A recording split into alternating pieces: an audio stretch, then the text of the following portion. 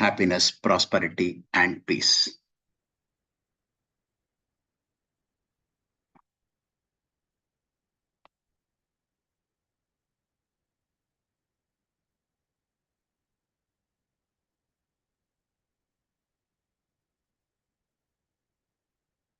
Few weeks back, we discussed the topic mind.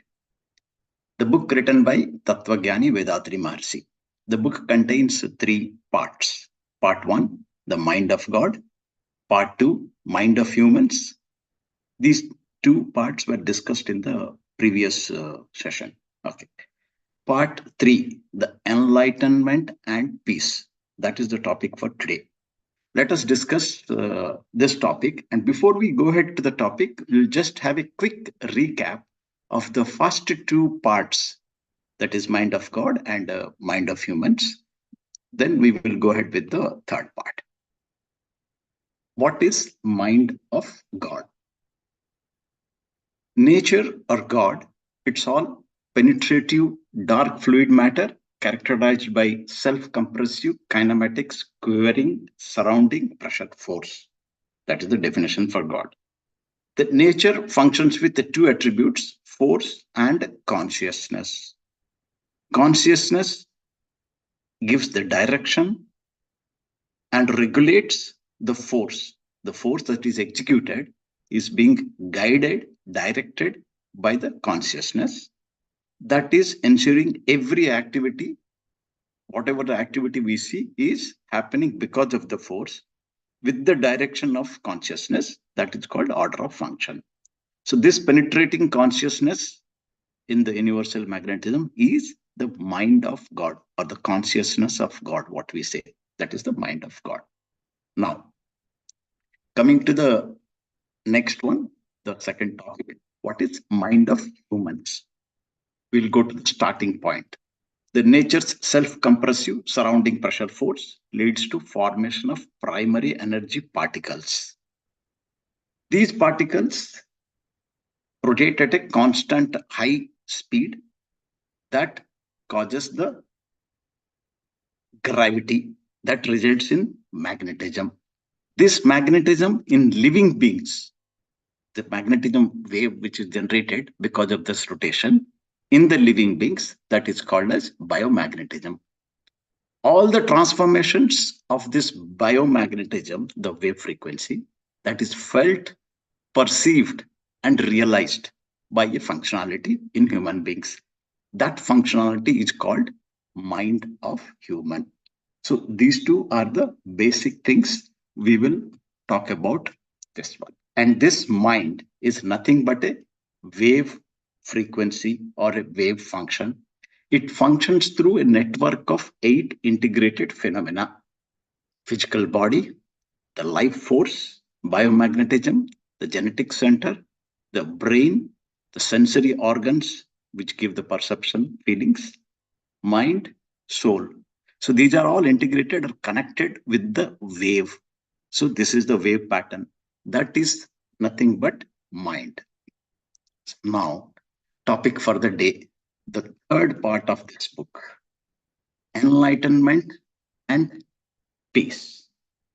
Peace or Shanti is known to everyone. Everyone is aware. So there is no need of explaining what is peace, what is Shanti. There is no one who would not know what peace is. Almost all prayers, whatever we chant, at the end we pronounce the word Shanti, Shanti. It is done. So it is there everywhere from the beginning. Every common man knows about it and desires for all. It is desired by all, it is known by all, and desired by all. Everyone wants to know or have peace, Shanti. In the pursuit of Shanti, some people change their names, some change their places, some change their jobs, even some change their life partners also, all in the efforts of pursuit of getting peace. Do they get it? Are their peace what they targeted is the real peace? How do they get it? Where do they get it? Or all these questions, the question words, how, where, from whom, when to get it, how to get it. So these things, if answered, or the answer which can provide all these things, That is the knowledge or enlightenment. So enlightenment and peace, these go together, are linked together. Every human being has a wish to enjoy comfortable life, but the wish is not fulfilled for majority. Why? Human being lives in society from birth till death and independent. He is dependent on fully society. He is not at all having any freedom. He is completely dependent on society. He cannot live outside the society. His life involves working, earning his livelihood, serving others, as well as receiving help and services from society in one way or other. In this process, every act of man has some impact on the society. The way when the person is interacting with the society, there is some impact on the society. That can be good or that can be bad. Many times his act that impacts the happiness and peace of others in society. It can give happiness and peace to others, or it can disturb the happiness and peace of others in the society. This is what every act is resulting in. By maintaining harmony in the society, that will result in living a peaceful, joyful life. If this person is ensuring is maintaining harmony, then his peace and joy is ensured. The harmony that has to be maintained is in five aspects. That is harmony between body and life. First, the individual has to maintain harmony with body and his own life. Then the wisdom and habits. Then self and society, his harmony maintaining with individuals, harmony with the society. Then go higher, the purpose of life and method of living. What is the purpose of life and what is the method we are living in? Is that in the harmonious path? Then finally, the topmost, the ultimate one is will and nature. Maintain harmony between will and nature. The actions which disturb the harmony will bring misery and pain at some point of time or other. If not now, at some later point. If there is a disturbance caused in the harmony, there will be pain or misery at some point of time. This is the cause and effect system. That is the cause and effect system, which says for every cause, there will be effect. This is the truth that has to be understood. The mind has to be aware, or the sixth sense, what we call it, mind, needs to understand the cause and effect system that is existing, that wrong actions will cause pain and misery. That is the awareness that a man needs to know. For harmony between body and mind, the functional capacity and requirement of body and mind also to be understood. What exactly can be done by the body, what is the extent, what can be done, and how much it is to be done. So that is called the limit and method. For a body, it has some, it needs some energy in the form of food we take to do some work, take some rest. There is moderation in all the five things: food, work, rest, sex, and thought. Even thought also, analysis of thought or thought, what thought, how much to be, that is also consuming biomagnetism. So there has to be a moderation, limit and methods, so that the body is balanced in harmonious with all these five functioning. Harmony to be maintained in society. Any act that disturbs society, not only people, even with nature. We have come to know recently that yes, there are several things how people disturb the society, the water levels disturbing, the plant levels, the global warming, or all these things are when there is a disturbance in the nature, caused to the nature, that is causing the impact, or that is resulting in the consequences without what we are seeing now. Yeah, any disturbance that is with the nature will have its impact. That will result in pain or misery. In simple terms, one must ensure good health first between body and self, develop the knowledge and live with awareness. So one has to develop the knowledge to know what is that. That is that awareness, so that they do not give pain or misery to others. So if that awareness is attained, then things will be set right. The lifestyle, the living process, how we are living with restrictions and responsibility. We have to restrict at some activities and we have to be responsibly behave for some activities. That is what called spiritual life. Spiritual life is nothing but living with the process of restrictions and responsibility. The answer to why human wish or comfortable life is not fulfilled, that is lack of spiritual knowledge or enlightenment. Enlightenment is the awareness or the inner vision. Peace is the inner soul condition. Enlightenment and peace are interlinked. Enlightenment is a process. Inner peace is its outcome, or that is the result. So let us look into the concepts, how Maharishi explained the relation enlightenment and peace. Actually, Maharishi gave very brief, sharp 9 points to live the spiritual life or to have a responsible and restricted life that will ensure, that is called enlightenment, that will ensure peace. First one must live with one's own income. Do not be a burden on others as far as practical. Either do physical labor or intellectual labor, any kind of labor. So that is called not depending on others or not burdening on others from financial point of view. Then not to cause pain to body or mind of others for own survival, for the enjoyment of own or for requirement of own self. Not to give pain to others, either it's physical or mental, either by words or deeds or even thought process of having a negative thought on someone's is also not acceptable. This is what we practice in the twofold moral principles. Third one must be prepared to help others whenever there is a need. If the need is arising, try to help. Help can be physical, it can be intellectual. If one needs a suggestion, give a suggestion. That's also intellectual help. Financial, as and when necessary, the act of charity, morality, and duty. So this is the third one to be practiced. Must not interfere with the freedom of others unless authorized to do so. Every individual have their own preferences, their own choices, their own life. So any act that is interfering with the freedom of others. That should not be done. Okay, if you are authorized to do so, yes, as a parent, you are authorized on the activity of your child. Yes, as a guardian, you are authorized, fine. As a policeman, as a service, you are authorized to impose restrictions on other activities. These are if you are authorized to do so. Otherwise, do not interfere. This will ensure the social welfare, peace, and social harmony. Must be aware of the cause and effect system of nature.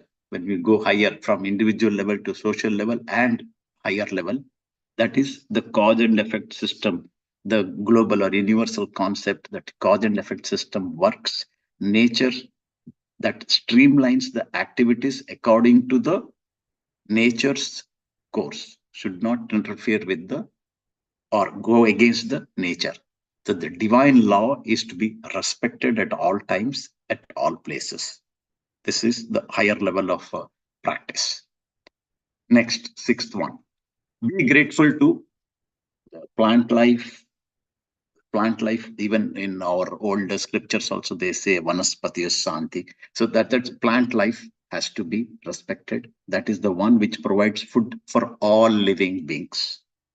That's the life energy to live. Then workforce, people who provide all commodities or the generate all commodities for the daily livelihood. And women, the source of love and compassion. So be grateful to these three. Know the existence of nature that exists in everything and functions with force and consciousness. The every divine, that is the divine concept, what we say. Divinity or divine, the life force energy is present in everything And every function that we see is because of the divine force directed by the divine consciousness. These two are the functions, consciousness and force. This is the divine function. Know the existence of nature.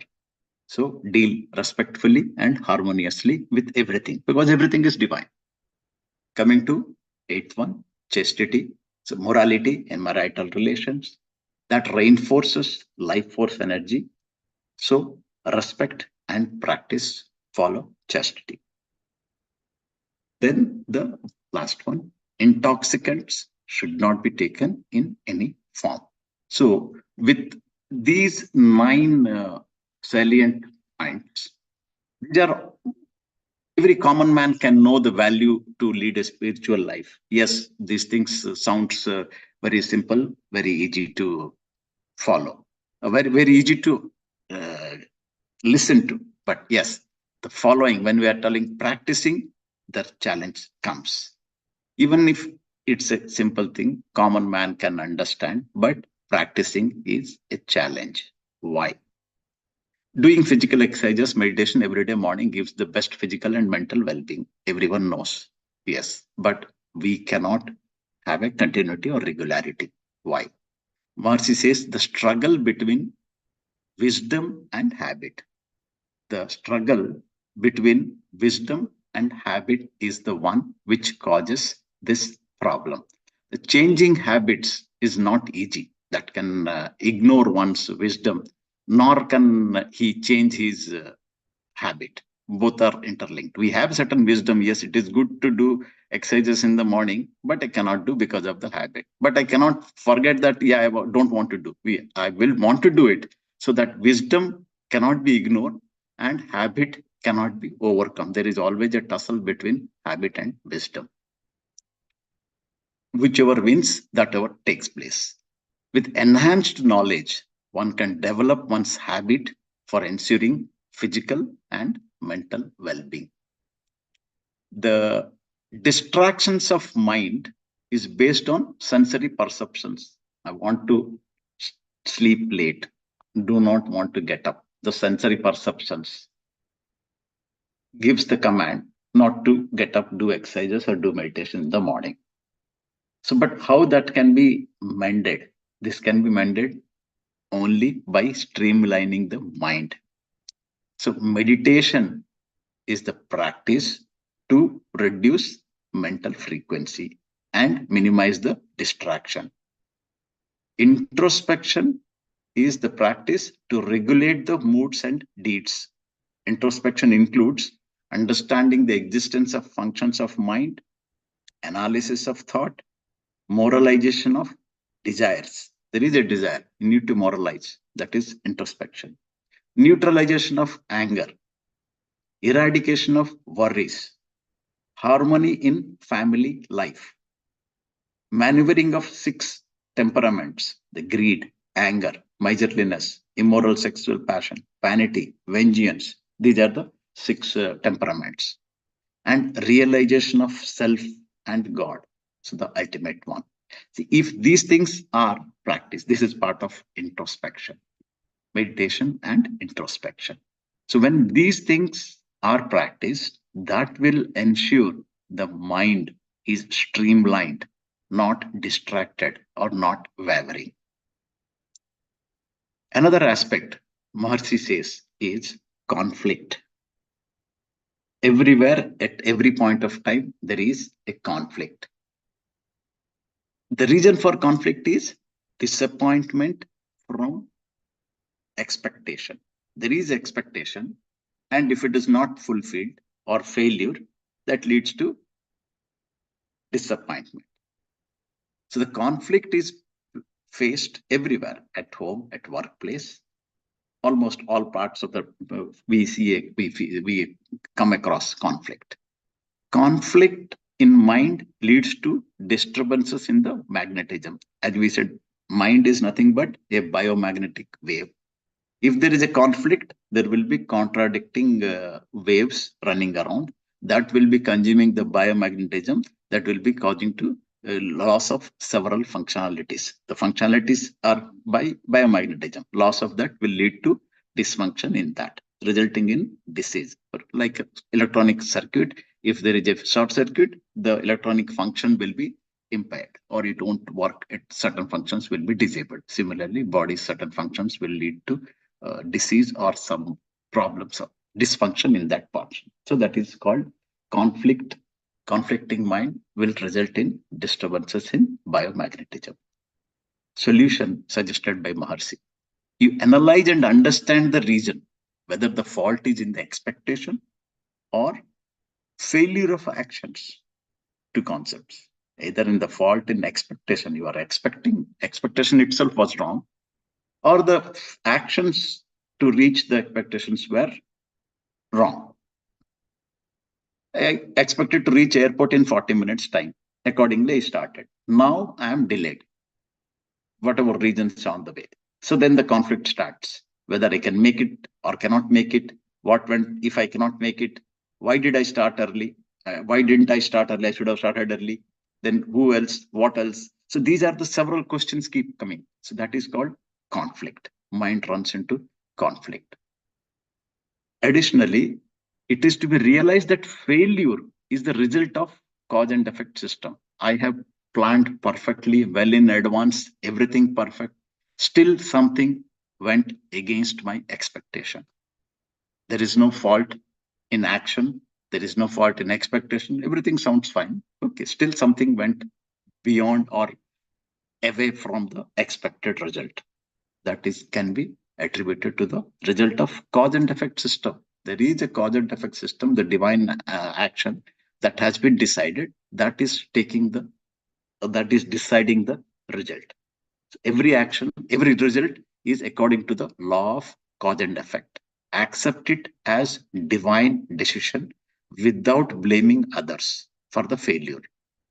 That is the point. Without blaming others for the failure. That is the way to manage mental conflict. The other three key words Maharishi says, three practices: tolerance, adjustment, and sacrifice.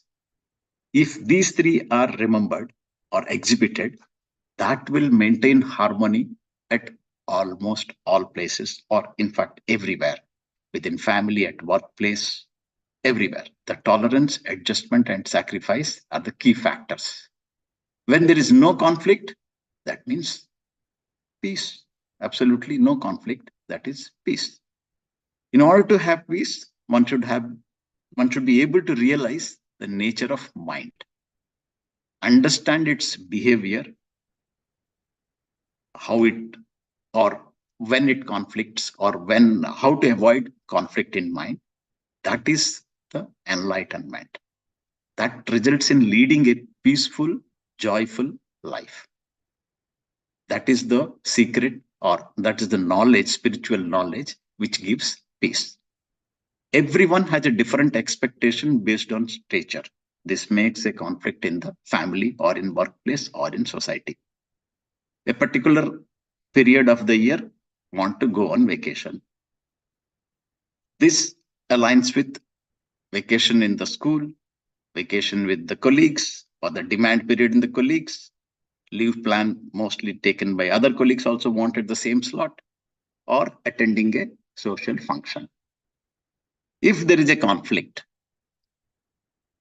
everyone wants this particular thing. There is an event need to attend, or there is one I need to go along with my child holidays, school holidays. So this is when the tolerance, adjustment, and sacrifice comes. Sometimes you have to tolerate, sometimes one has to adjust, sometimes one has to sacrifice by not attending the function or whatever.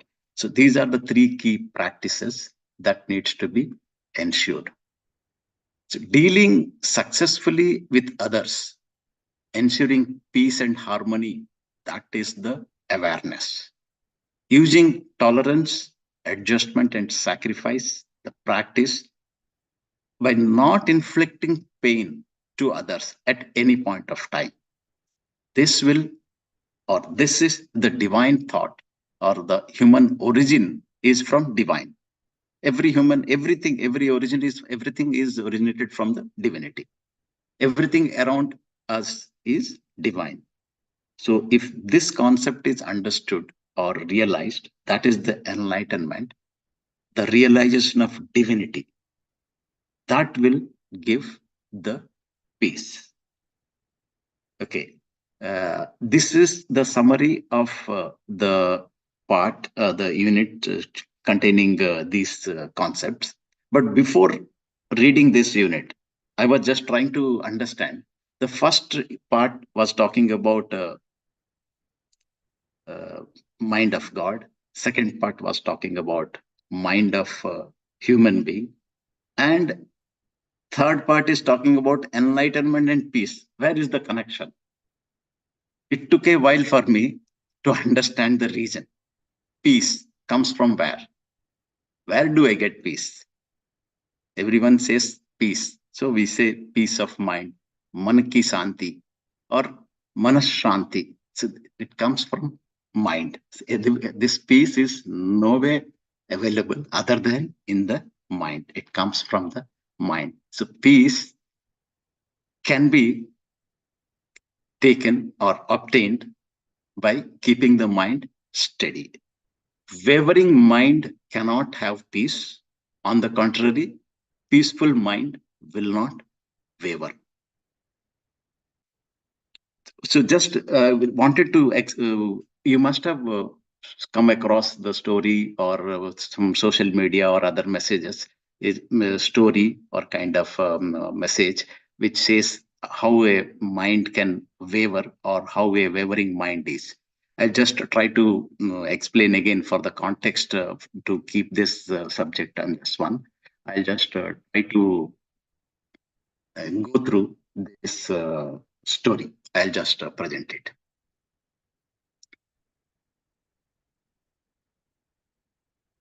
A house on fire. Old man who went to town came back, finds his house is on fire. The man loved the house the most.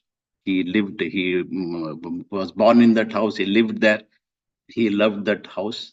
And there were people who were ready to offer or buy the house for the double the price, but he never agreed for any price. He loved the house. Now that house is burning before his eyes. So the man's mind or mentality is completely depressed or stressed. He is in complete gloom, agony. He is very sad. At this point of time, how things can get changed. Suddenly, his eldest son comes running and whispers in his ear, "Don't worry, Dad. I sold it yesterday, and the price was very good price, like roughly 3 times the market price. The offer was so good, irresistible. I made the deal yesterday night itself. I'm sorry that I didn't inform you." That is the message from the eldest son. What would be the thought process of this person now? All smiles. He just watching the house as a neutral person, just as a standby watcher. No reactions, nothing. And he is now completely relaxed man. House is not mine. It is burning on fire. The other people in the village surrounding, they are coming and extinguishing. They have their own interest or own, they wanted to extinguish. They are taking action. But this person is relaxed, old man. Second son comes running and he says to father, "How come you are all smiling? You haven't seen this house is firing, house is on fire." The second son says, but the man says, "Come on, son, don't worry. You don't know. Your brother has already sold this house yesterday." This second son says, "No, no, no. We have taken only advance amount, not settled fully. I doubt that the man is going to purchase or pay the full amount after seeing the house on fire." Then the situation again changes. back to tears, back to sorrow, back to gloomy things, and father is depressed, completely in disaster. Again, the scene changes. Third son comes, says, the person is a very reputed and he is known by his words. Person who agreed to buy, he is known for his words. He's a committed person. He is definitely not going to change his words or mind. He is definitely going to pay the whole amount. He promised me, he told me that it is not your fault. Deal done is deal done. That is deal. So immediately the change in scenario, change in environment again.